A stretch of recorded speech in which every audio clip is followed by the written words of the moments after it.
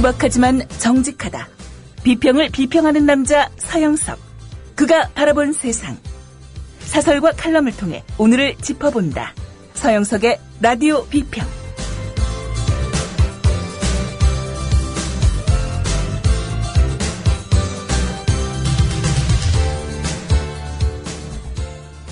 안녕하십니까, 서영석입니다. 국사편찬위원장인 유영익, 지난 15일 국정감사에서 망언을 했습니다. 김대중 전 대통령의 햇볕 정책은 친북이고 미국에 당당해야 한다는 노무현 전 대통령의 발언은 반미라는 이런 희대의 망언을 한 유영익의 거짓말이 연속으로 드러나고 있습니다. 유영익은 자기가 교수 시절 뉴라이트 교과서를 교재로 쓴 적이 없다라고 국회에서 답변했습니다마는 사실이 아닌 것으로 드러났습니다. 위정을 한 것이죠. 그뿐입니까? 아들의 미국 국적 취득과 병역 기피 의혹에 대해서도 한국어를 못하고 취직도 안 돼서 미국으로 갔다고 했지만 역시 거짓말이었습니다. 아들은 2006년 공공기관인 한국콘텐츠진흥원 입사 때 영어와 한국어에 능통하다고 적었으며 그 전에 일한 아리랑 TV의 인사기록표에도 한국어 회화 수준이 상으로 적혀 있었습니다. 홍상표 한국콘텐츠진흥원장은 유영익의 아들 채용과 관련해서 절차상 하자가 있었다고 시인을 했습니다. 당시 콘텐츠진흥원은 이 아들이 경력 요건을 전혀 갖추지 못했는데도 20명 가운데 1등으로 합격을 시켰습니다. 그야말로 유영익이가 힘을 쓰지 않고는 도저히 일어날 수 없는 그런 일이 일어난 거죠. 아니, 그런 식으로 살고 싶으면은 국사편찬위원장을 왜 합니까? 모든 것이 말입니다. 결국은 권력에 빌붙어가지고 자기 아들 취직시키고 호의호식하려는 이런 얄팍한 보수들의 수준이 드러난 게 아니냐, 이런 이야기입니다. 창피합니다. 유영익 같은 사람을 국사편찬위원장으로 임명한 사람이 누굽니까? 박근혜 아닙니까? 그뿐입니까? 박성춘 국가보훈처장, 이 인간의 망동도 도를 지나치고 있습니다. 지난 대선 때 선거 캠프도 드러내놓고 하기 어려운 극히 편향적인 내용의 여당 후보 지지, 야당 후보 비난 활동을 교육 홍보 활동이라는 명목으로 대대적으로 20만 명, 30만 명에게 벌인 사실 이미 밝혀지지 않았습니까? 이것만으로도 박성춘은 국기불란 혐의, 국가기관을 동원한 불법 선거 혐의로 수사를 받아야 마땅합니다. 그런데 반선은 그냥 오만방자한 태도로 일관하고 있어요. 국정감사에서 그 문제의 DVD 출처가 어디냐? 정수장학회냐? 그랬더니 아니다 그러더니 국가정보원이냐? 그랬더니 말할 수 없다라고 대답을 했습니다. 예,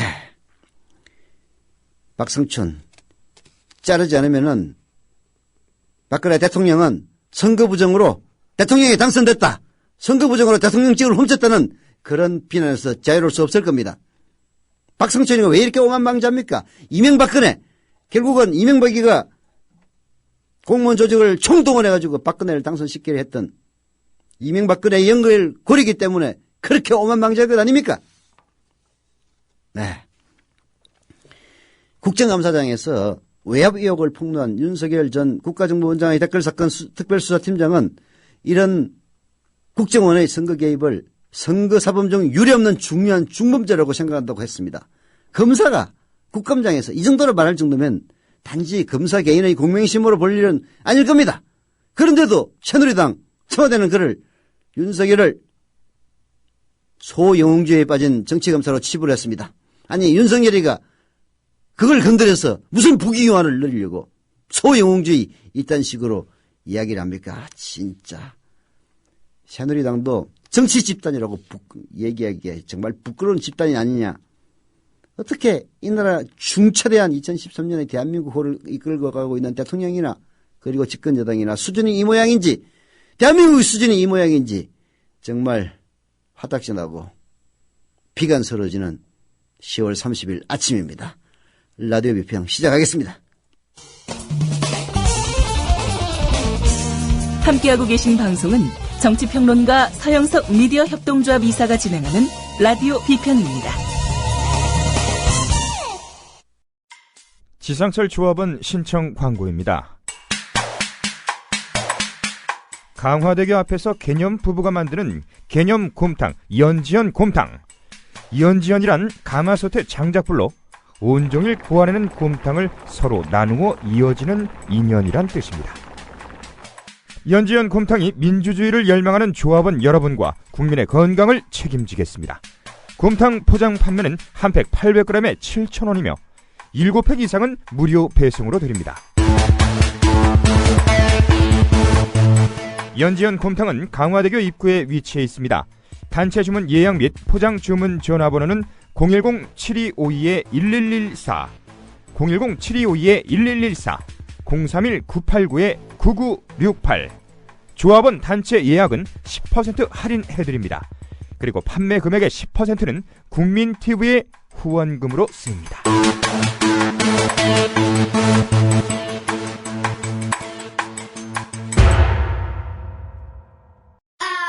여우처럼 쇼핑하자 폭스마켓. 국민TV 손목시계 출시. 깔끔하고 선물용으로 좋은 골드 디자인.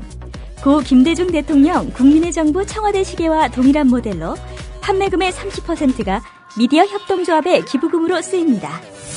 국민TV와 함께하는 참 좋은 쇼핑몰 폭스마켓. 문의는 1566-5476. 검색창에 폭스마켓을 입력하세요. 폭스마켓.co.kr. 네. 김어준, 주진우 결국 무죄를 1심에서 받았습니다. 그런데요, 배심원, 국민참여재판은 배심원을 정합니다. 배심원은 9명으로 구성되는데요. 그게 더미 배심원을 포함해서 11명을 선정합니다. 11명 중에서 누가 더미인지, 실제 배심원인 줄 알지만은 배심 판결에 참여할 수 없는 사람 2명이 누군지는 아무도 모릅니다. 사전에 물론 정해놓기는 합니다만은 11명의 배심원들은 누가 진짜로 판결에 참여하는 9명인지 2명인지 모르죠. 네. 그러나 그 11명을 선정할 때는 배제를 합니다. 서로. 변호인과 검찰은 이 사람 안 돼. 이 사람 안 돼. 안 돼. 뺍니다. 계속. 그렇게 해서 남은 11명을 가지고 결국은 국민 참여재판을 하게 되는 건데요. 검찰은 낙검수 방송 들어봤느냐? 네. 탈락! 낙검수 방송 안 들어봤는데요? 그럼 낙검수는 말은 들어봤어요? 말은 들어본 것 같은데요? 당신도 탈락! 이런 식으로 낙검수 낮자만 들어본 사람이라도 몽땅 다 탈락시키면서 국민참여재판 배심원을 자기들에게 유리하도록 선정을 했지만은 결국은 실패했습니다. 오늘 조선일보, 동아일보, 기타 찌질구리한 수구신문들이 안도현 재판에서 드러난 국민참여재판의 맹점 운운하면서 정치적 사건, 특히 선거사범에 대해서 국민참여재판을 하면 안 된다라고 주장을 하고 나섭니다. 하지만 조선일보 정말 후한무치의 교과서가 아닐 수가 없어요. 5년 전에는 사설로 국민참여재판을 확대해야 된다고 주장했던 그 신문입니다. 기준이 뭡니까? 권력과 연관되지 않으면은 그나마 이성을 차리지만은 일단 권력과 연관이 되면은 무조건 박근혜에게 이로우냐, 기득권에게 유리하냐, 이것이 판단의 근거가 되고 있습니다. 정말 후한무치의 교과서가 아닐 수가 없는데요. 그러나 실제 정치적인 사안일수록 오히려 국민참여재판을 해야 한다, 이런 주장도 있습니다. 판사나 검사 등 관료들은 법질서 안정을 추적하기 때문에 권력의 영향을 받을 수밖에 없는 위치에 있습니다. 선거사범은 성자의 재판이 될 우려가 있습니다. 최근 1년의 사건들은 만약 대선에서 문재인이 당선됐다면 기소되지 않았을 수도 있습니다. 저도 마찬가지예요. 이게 바로 성자의 재판인 겁니다. 이런 재판일수록 오히려 국민참여재판을 해야 됩니다. 안도현 시인이 국민참여재판에서 만장일치로 무죄 판결을 받았습니다마는 판사는 자기와 생각이 다르다면서 판결을 11월 달로 미뤘습니다. 오늘 한겨레 신문은 사설로 안도현 씨 사건 7대 빵 무죄 판결을 존중해달라는 사설을 쓰고 있습니다. 소개해드립니다. 선거법 위반 혐의로 기소된 시인 안도현 씨가 28일 전주지법에서 14시간 넘게 진행된 국민참여재판을 통해 배심원 7명 전원 일치로 무죄 판결을 받았다. 그러나 재판부는 일부에 대해 견해를 달리한다며 선고를 연기했다. 현행법상 배심원단의 판결은 권고적 효력만 갖고 있어 판사가 이와 달리 판결할 수는 있다. 그러나 배심원단 의견과 다르게 판결하는 사례는 통상 7에서 8%에 불과하고 90% 이상은 배심원단의 의견을 따르는 것에 비춰보면 재판부의 이번 판단은 이례적이다. 재판부, 전주지법 판사, 무슨 생각으로 일부에 대해서 견해를 달리한다면서 선고를 연기했는지는 모르겠습니다. 뭐 소신 때문일 수도 있고요. 네, 법리적으로 도저히 말이 안 된다 생각할 수도 있습니다. 그러나 국민참여재판을 도입한 취지는 판사나 혹은 재판부가 정치적으로 휘둘리지 않도록 그러기 위해서 사실 그 국민참여재판을 도입한 겁니다. 사실 부담스럽겠죠. 안도현 시인이나 혹은 주진우, 김어준 다 권력을 겨냥했던 그런 발언들이나 기사에 대해서 무고 혹은 명예훼손으로 걸어서 만들어진 재판이었습니다. 그럴수록 오히려 부담이 갈수록 국민참여재판 의견을 존중해 주는 것이 그야말로 판사 자신도 시체말로 면피할 수 있는 그런 길 아닙니까? 그럼에도 불구하고 견해를 달리한다면서 만약에 무죄 판결과 다른 판결을 내린다면 정말로 국민참여재판을 도입한 그 취지를 훼손시키는 일이 아닐 수가 없을 겁니다. 지금 보수신문에서는 혹시라도 유죄로 판결하지 않을까 기대하면서 마구잡이로 선거사범에 대해서는 혹은 정치적인 재판에 대해서는 국민참여재판을 도입해서는 안 된다라고 마구잡이 지금 주장하고 있는 그런 상황입니다. 재판부는 안씨 사건의 선고를 연기하면서 배심원과 재판부의 판단과 견해가 다르기 때문이라며 법관은 헌법과 법률, 직업적 양심에 따라 상충점이 없는지를 면밀히 검토해야 한다고 밝혔다. 무죄를 선고하지 않을 수도 있음을 내비친 것이다. 그러나 검찰의 기소 내용과 변호인의 변론 취지 등을 종합해보면 과연 배심원의 평결 내용을 뒤집을 만한 타당한 근거가 있는지 의심스러운 게 사실이다. 네. 안도현 시인의 혐의는 저하고 비슷한 혐의입니다, 사실은. 저도 국민참여재판을 했다면 벌금 700만 원 안 받았을 수도 있었을 겁니다. 안도현 시인은 지난해 12월 10일부터 11일까지 자신의 트위터에 박근혜 새누리당 대통령 후보가 보물인 안중근 의사의 유목을 소장하고 있거나 도난에 관여했다는 취지의 글을 17차례 올렸다는 이유로 선거법상의 허위사실 공표와 후보자 비방죄로 기소됐습니다. 저는 후보자 비방죄는 아니었어요. 재판 과정에서 변호인 쪽은 안중근 의사 기념관이 2001년 간행한 대한국인 안중근 등 여러 건의 문헌과 도록에 안중근 의사의 유목이라는 것은 돌아가시면서 남긴 말하자면 붓글씨란 뜻입니다. 의 소장자가 박근혜로 기록되어 있다는 사실을 증거와 함께 제시를 했습니다. 또 문화재청의 자료와 신문 보도도 제시하면서 트위터에 올린 내용이 허위사실로 단정할 수 없고 비방에도 해당하지 않는다는 주장을 폈습니다. 7대 빵의 판결 결과를 보면요. 시각자료와 함께 일목요연하게 무죄 주장을 펼친 변호인 쪽 주장이 박근혜 후보에 대한 서면조사조차 하지 않은 채 허위사실이라고 주장한 검찰에 비해서는 더 설득력이 있었던 것으로 판단됩니다. 예, 실제 김어준 주진우 재판 때도 검찰은 무리한 주장을 남발했고요. 변호인 측은 아주 치밀하게 잘 주장을 펼쳤습니다. 결국은 판사 개인에게 판단을 맡기는 재판이 아니라 배심원의 판결을 중시하는, 그래서 좀 더 준비성 철저하게 일목요연하게 설득력 있게 제시하는 것이 국민참여재판에서 매우 중요합니다. 검찰들 그저 기소하라, 유죄 주라는 윗선의 명령만 받아들고 제대로 준비도 안 해가지고 결국은 패배한 거예요. 어디 가서 지금 호소하려면은 자기 자신의 실력과 준비 부족에다가 호소를 해야 됩니다. 최근 박근혜 대통령의 동생인 박지만 씨에 대한 허위사실 공표 등 혐의로 기소됐던 김어준 주진우 씨에 대해 국민재판 배심원단은 1대8 혹은 4대5로 유무죄 의견이 갈렸으나 재판부는 판결 내용을 존중해서 무죄 판결을 내렸습니다.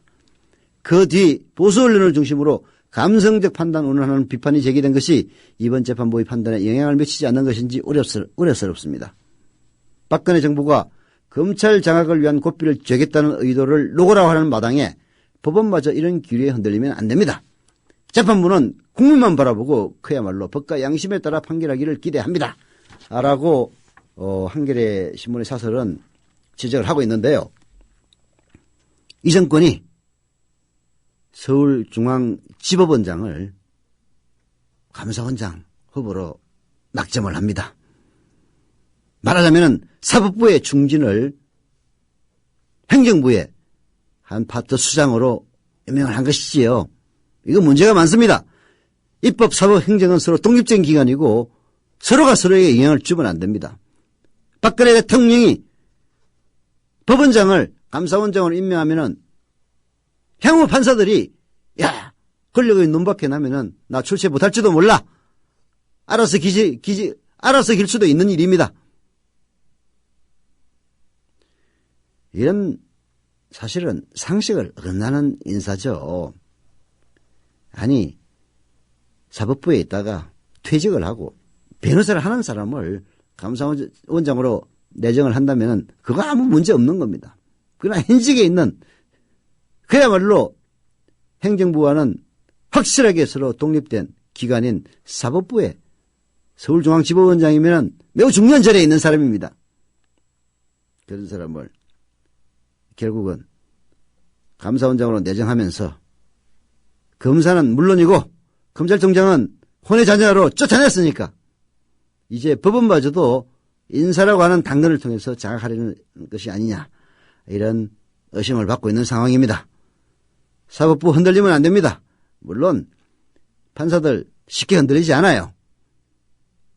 자기의 양심과 그리고 법리에 따라서 판단하고 판결 내리는 판사들 여전히 많이 있습니다. 그러나 아무리 그러고 흘러도 쌀밥에 돌은 들어가기 마련이죠.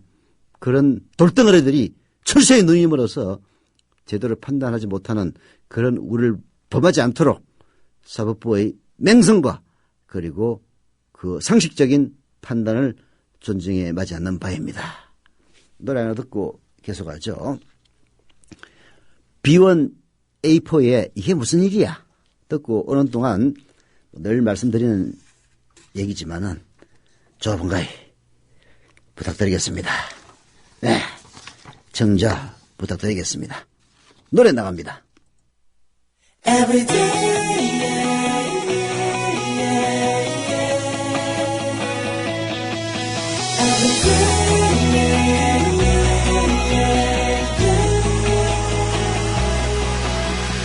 야, 너 똑바로 말해. 어디야? 잉글리시 공부해. 집에서 하루에 20분 원어민 선생님과 마주보고 잉글리시 공부해. INGLISH 잉글리시. 대한민국 화상영어. 잉글리시. 화상영어 잉글리시가 이제 4천만 국민 모두의 영어 말하기 고민을 해결합니다. 문의전화 1688-0546, 1688-영어4U. 국제품질 인증 ISO 9001을 획득한 화상영어 잉글리시가 국민TV 청취자분들께는 10% 특별 할인 혜택을 드립니다. 네, 조합원 가입 두 분 하셨네요. 꿈비님 조합원 가입 감사드립니다. 그리고 서울 마포구 성산 이동의 뜨는 별님 역시 조합원 가입 감사드립니다. 예, 요즘 조합원 가입이 약간 뜸하긴 한데요. 그러나 여전히 이어지고 있고 또 저희들이 조합원 가입할 수 있도록 여기저기 열심히 다니고 있는 중입니다. 예.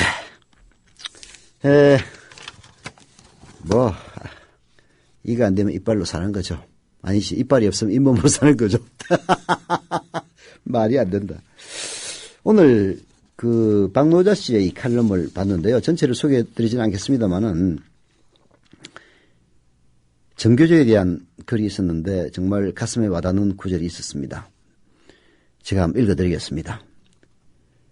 해직자들도 조합원으로 인정하는 규약을 바꾸지 않으려는 정교조를 법의 노조로 격화시킨 노조 탄압책을 보자. 박근혜 정권의 노조 탄압책이죠. 정부가 해고자를 당연히 조합으로 인정해야 한다는 국제노동기구의 권고를 무시하면서까지 정교조에 요구한 것은 다른 말로 바꾸면 동료를 배신하라는 것이었다. 시국선언에 본인의 양심이 명하는 대로 서명했거나 학생 인권을 지키다가 교단에서 쫓겨나는 사람들을 버리면 실리를 놓고 교섭할 수 있게 해준다. 곧 명분을 버리면 이득을 안겨주겠다는 그런 어법이었다. 양심에 따라 행동했다가 곤란에 처하게 된 동료를 버린다는 것은 바로 나 본인의 양심을 포기하는 것을 의미한다. 그러니까 정부가 학생들에게 양심을 가르쳐야 할 교사들에게 원한 것은 바로 스스로가 양심을 포기했다는 선언이었다. 정부의 뜻대로 되지 않았기에 징계를 남발하면서 양심을 짓밟는 탄압은 앞으로 남은 4년 동안 계속해 나갈 셈이다. 이렇게 얘기를 했는데요. 이거 정말 맞는 얘기입니다. 정교조 교사들에게 해직자들을 노조원으로 인정하지 말아라. 그러면 법의 노조로 안 쫓아내겠다. 이렇게 얘기를 했습니다. 그런데 해직자들이 바로 누굽니까? 양심을 지키기 위해서 해직을 마다하지 않았던 그런 동료들입니다. 그런 해직자들을 버리고 자기의 양심을 버리면 실리를 주겠다는 이 악독하기 짝이 없는 정권, 정말 가정스럽게 짝이 없습니다. 그냥 단순히 나쁘기만 한 정권이냐, 무능력하기까지 한 정권입니다. 제가 오늘 경제와 관련된 2개의 칼럼을 고른 것도 이 정권은 양심을 버리는 자에게 실리를 주겠다는 이런 악독무비한 정권일 뿐만 아니라 그리고 경제에서도 무능하기 짝이 없는 정권이라는 점을 청취자 여러분들에게 보여주고 싶었기 때문입니다. 미국에서도요, 보수는 경제에 강하다라고 보통 알려져 있지만은 보수 정권인 공화당이 집권하면서 미국 경제가 피폐화되고 그야말로 드림랜드였던 아메리카가 이제는 그야말로 OECD 선진국들에게 버림받고 비웃음을 받는 그런 나라가 된 것도 레이건이 집권하면서 부자 감세 한 탓이 오늘날 이러는 겁니다. 보수가 경제에 유능하다고요? 그것이야말로 보수가 힘없는 서민들을 짓밟고 지배하기 위한 만들어진 괴벨스적인 논리일 뿐입니다. 한겨레신문 정영문 논설위원회 양치기 소년의 빙의 들려드리겠습니다. 정홍원 국무총리가 그제 담화에서 어렵게 살아나고 있는 경기 회복의 불씨를 살려서 회복 흐름이 추세적으로 이어질 수 있도록 모든 역량을 최대한 집중하자고 했다. 정 총리는 이렇게 중요한 시기에 국가정보원 댓글과 NLL 관련 의혹 등으로 혼란과 대립이 이어지고 있어 안타깝다고 덧붙였다. 분기 성장률 그래프가 1%대를 턱걸이하면서 현오석 경제부총리도 숨죽이고 경제를 살리자는 불씨론을 설파하고 있다. 자칫하면 위기에 빠질 수 있다는 경고도 빼놓지 않는다. 사실은 그렇지가 않습니다. 정영문 논설위원이 지적하듯이 우리 경제는 지금 IMF 구제금융 당시처럼 바람 앞의 촛불 같은 위기 상황은 아닙니다. 한국 경제는 제조업을 중심으로 세계적인 경쟁력을 갖고 있으며 사상 최대의 경상수지 흑자가 그것을 말해줍니다. IMF, 즉 국제통화기금은 1인당 국민소득 3만 달러 달성 시기를 2011년에 2016년으로 예상을 했습니다마는 올해 2017년으로 한 해 늦췄습니다. 하지만 꾸준한 성장세를 예측하고 있습니다. 위기냐 아니냐 하는 것보다도 우리가 물어야 할 질문은 2016년이 됐건 그 이듬해가 됐건 국민소득이 3만 달러에 이르면 우리의 삶은 나아질까 하는 그런 것입니다. 지금도 1인당 국민소득 2만 달러 넘습니다. 평균적인 3인 가족이면은 3명 아닙니까? 2 곱하기 3, 6만 달러, 6천만 원 이상, 월 500만 원 이상을 버는 셈입니다. 파이를 잘 나누면 경제적 약자도 충분히 자존심을 지키면서 살만한 수준입니다.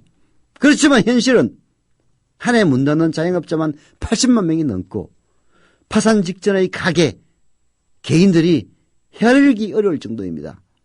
무엇을 위한 경제 살리기인지 묻지 않을 수가 없습니다.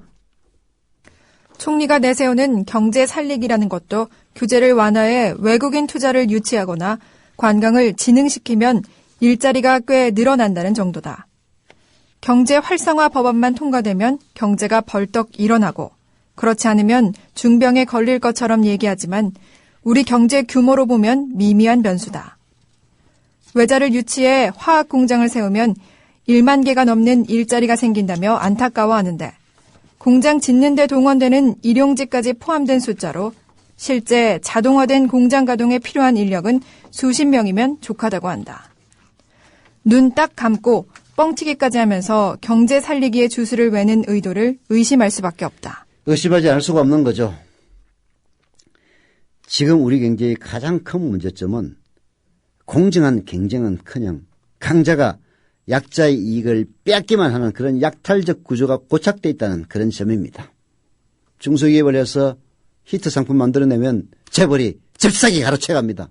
재벌들 법무적이고 노무적이고 기술적으로 아이디어만 없을 뿐이지 잘 발달해 있죠. 그래서 중소기업의 아이디어를 훔치고 빼앗아갑니다. 그리고 하청업체들에게 일방적으로 을의 관계를 강요합니다.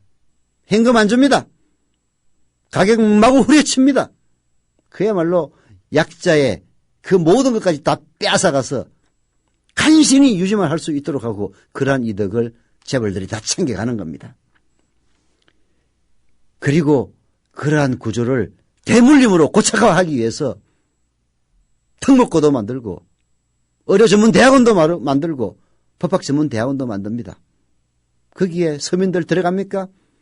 대한민국이 50년대 그 전화의 잿더미 속에서 일어날 수 있었던 것은 교육에 대한 투자였습니다. 그야말로 개천에서 용날 수 있다.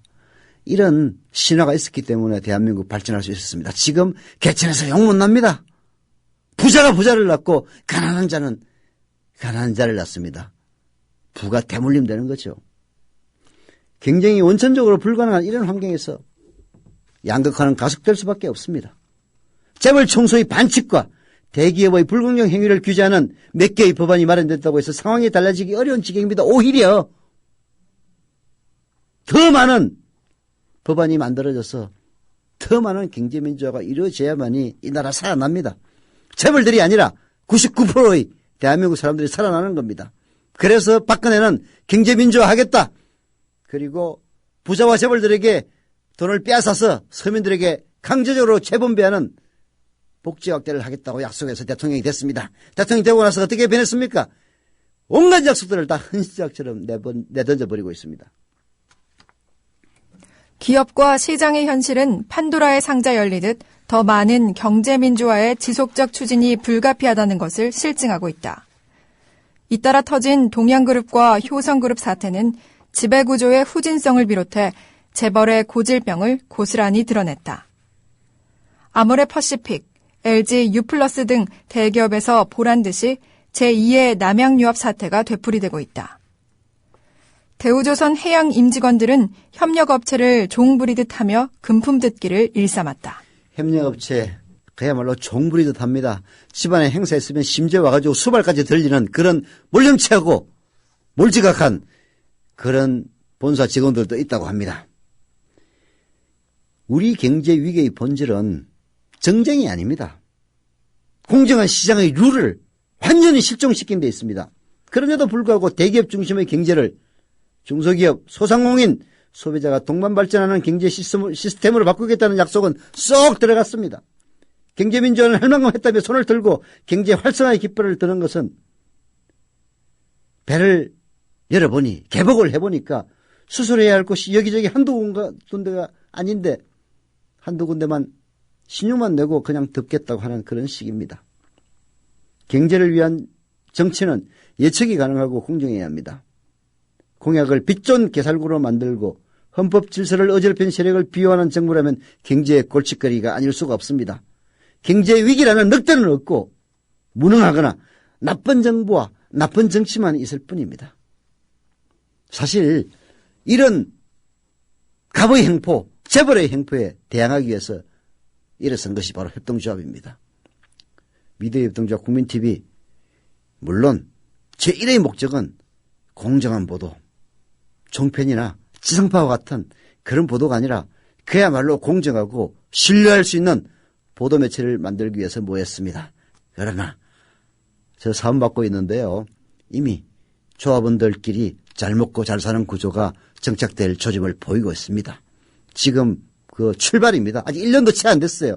그래서 광고라는 행태를 통해서 나타나고 있는 것에 불과하지만은 조합원 수가 더 늘어나고 그리고 저희들의 역량이 더 커지면은 그야말로 99%가 서로 협력함으로써 1%의 재벌들의 압박과 불공정의 그런 사슬을 깰 수 있는 공정의 기회의 틀을 마련하는 그런 조직이 될 거 말 것입니다. 많은 조합원 가입 부탁드리면서 노래 듣고 오겠습니다. VOS의 큰일이다 듣고 옵니다.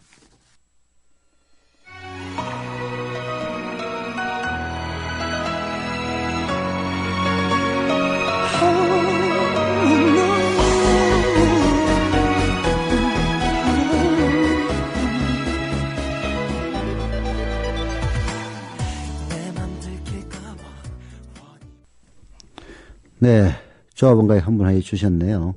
경기 안양시 동안구 범계동의 어푸각하님, 어쭈각하님이네요. 조합원가에 감사드립니다.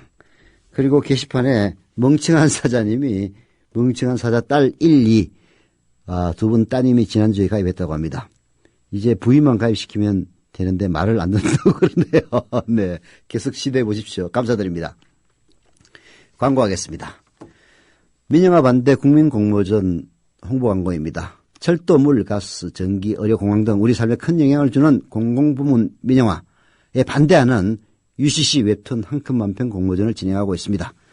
박근혜 정부 들어서 민영화가 아닌 것으로 포장하고 있지만은 수박에서 졸업생다고 호박되지 않습니다.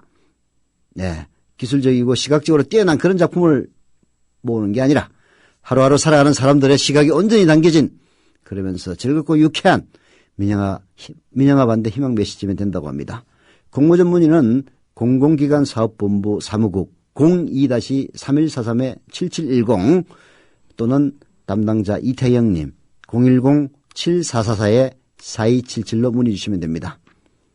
광고 효과 좀 있어야 되니까 조합원 여러분들 혹은 청취자 여러분들 중에서 재주 있으신 분들은 공공부문 민영화에 반대하는 UCC 웹툰 한 컷 만평 응모해 주시기를 부탁드립니다. 또 있습니다.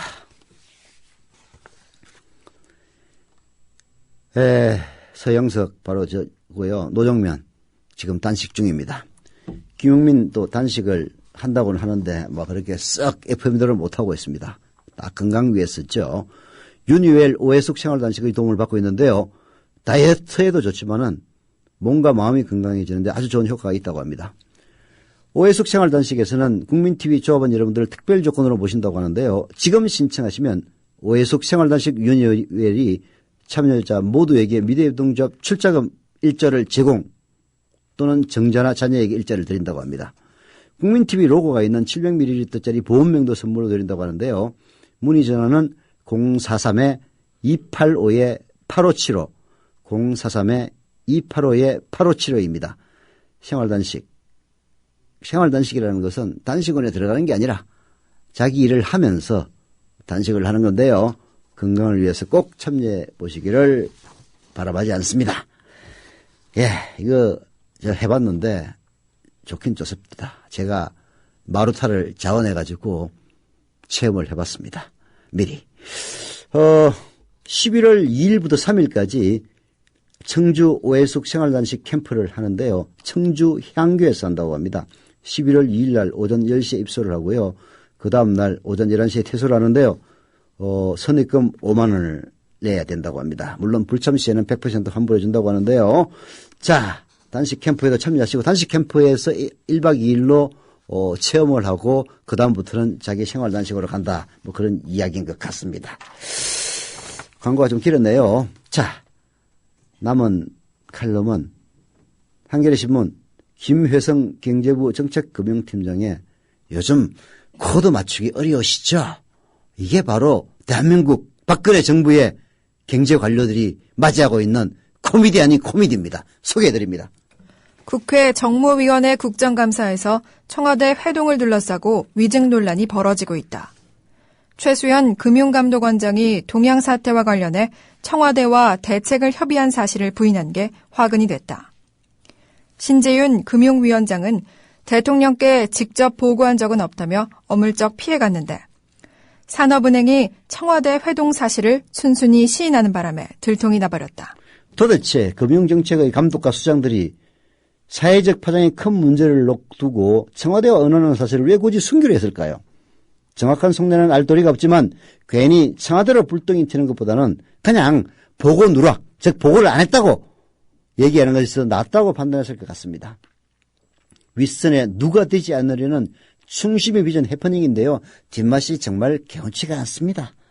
도대체 국가를 위한다는 게 아니라 박근혜를 위한 공무원이 되고 있어요. 높은 자리에 있는 공무원일수록 더 그렇습니다. 농담처럼 하는 이야기 중에 공산당이 집권해도 살아남는 게 관료라는 말이 있다. 집권 세력의 국정 철학을 잘 수행하는 게 본분이라고 보면 틀린 말도 아니다. 그런데 어찌된 일인지 박근혜 청와대와는 코드를 맞추는데 쩔쩔매고 있는 듯하다. 왜 그럴까? 얼마 전 경제관료는 진영 전 보건복지부 장관 사례를 들었다. 정치인 출신이고 그것도 최측근으로 불리던 장관이 결국 대통령과 코드를 맞추지 못해 물러난 것 아니냐. 우리는 어떻겠느냐. 아무리 안테나를 돌려도 대통령의 뜻이 잘 파악이 안 돼 답답할 때가 많다. 박근혜의 뜻을 박근혜도 모르는데 이 공무원들이 어떻게 알겠습니까? 그래서 그 박근혜의 의중을 몰라서 그야말로 모르쇠로 일관하는 겁니다. 코드 맞추기 실패 사례는 적지 않습니다. 지난 8월에 세법 개정안 소동도 그중 하나입니다. 기획재정부는 중산층 세원을 늘리는 나름 야심찬 세법 개정안을 내놨는데 박근혜 대통령의 원점 재검도 말 한마디에 며칠 만에 없던 일이 되어버렸습니다. 조원동 경제수석까지 기재부를 거들었지만 별 소용이 없었습니다. 기재부의 세지셀 관계자는 당시 분위기를 이렇게 전했습니다. 세금 폭탄론 등 비판 여론은 어느 정도 예상이 됐었다. 그런데 대통령이 너무 쉽게 방향을 틀었고 대장, 즉 현호석 부총리도 너무 쉽게 물러나 기운이 쑥 빠지더라. 이런 트라우마 때문일까요? 현호석 부총리는 대통령 말씀을 앵무새처럼 반복하는 안전운행으로 방향을 잡았습니다. 대통령 말이 떨어지기에 무섭게 중소기업 사장을 엎어주기도 하고 우리 경제를 난데없이 벼랑 끝 버스로 몰아가기도 합니다. 안전운행이 코드 이탈을 막아줄지는 모르지만 경제 주체들에게 신뢰와 진정성을 줄 수는 없는 것이죠. 대통령의 뜻을 좇는 건 마땅한 공무원의 서임입니다. 그러나 정작 대통령의 의중을 몰라서 우왕좌왕하고 있는 것이 지금 우리나라 경제관료들의 현실이에요. 박근혜도 모르고 경제관료도 모르는 정말 이게 관료들의 탓맛은 아닐 겁니다. 예, 라디오 비평 오늘 순서 여기서 마치겠습니다.